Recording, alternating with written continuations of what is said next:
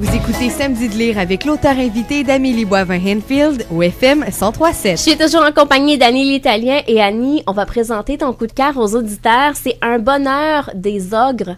Au bonheur des ogres, excusez-moi, oui. De Daniel Le Pennac. Et j'aimerais savoir au départ pourquoi ce roman-là. Puis ensuite, j'aimerais ça que tu m'expliques brièvement pour les auditeurs, c'est quoi l'histoire? Bien sûr. C'est en fait pourquoi c'est que quand j'ai su qu'il fallait que je présente un livre, j'ai eu un moment de panique parce que comme je disais, je lis, quand je suis en période d'écriture, je lis très très peu. Puis j'ai pas beaucoup de temps non plus. Alors je me suis dit bon, faut que je parle de quelque chose que j'ai déjà lu, sinon j'y arriverai pas. Puis je suis tombée sur Au bonheur des ogres, qui a été un grand coup de cœur pour moi il y a plusieurs années, que j'ai relu par la suite et que j'ai relu avant de venir à l'entrevue. C'est qu'est-ce que t'aimes là-dedans? L'humour de Daniel Pennac? L'humour, vraiment. C'est toujours ça qui revient. Quand je me demandais de quel livre j'allais parler, je repensais à tous les autres livres que j'ai lus, puis tous ceux qui m'ont marqué, c'est ceux que j'ai trouvé drôles, avec lesquels j'ai eu du plaisir, qui m'ont fait sourire, qui m'ont fait réfléchir aussi un peu, mais qui m'ont fait sourire beaucoup. Puis celui-là sortait du lot. Alors, puis c'est le premier de la série de la tribu Malocène de Daniel Pennac. Alors, je me suis dit, je vais prendre celui-là. Puis l'histoire, c'est un peu tordu. C'est l'histoire de Benjamin Malocène, qui est un bouc émissaire. Il travaille dans un grand magasin comme bouc émissaire. Donc, ce qui arrive, c'est que il y a le titre de contrôle technique ou quelque chose comme ça.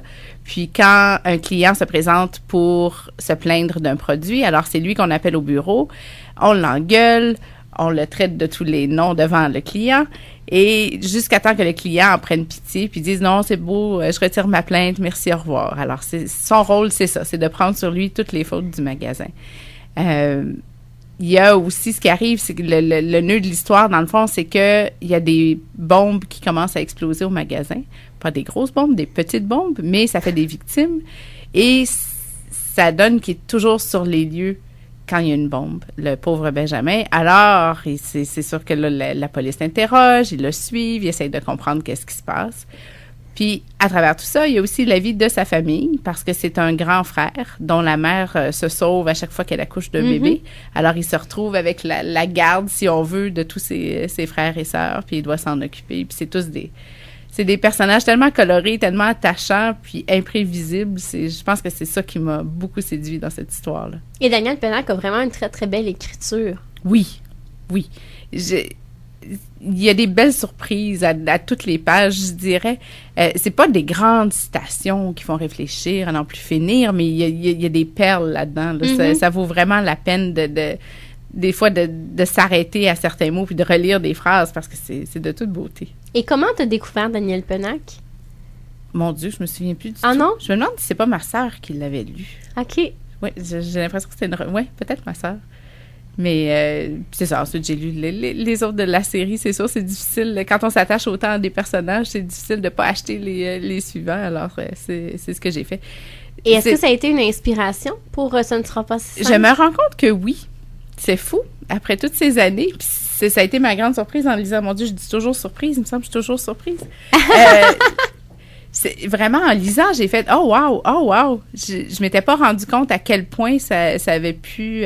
Je sais pas si c'est parce que j'écrivais déjà comme ça au moment où je l'ai lu, puis que c'est pour ça que je me suis autant attachée à son style, ou si ça m'a influencée, c'est difficile à dire parce que ça fait tellement longtemps.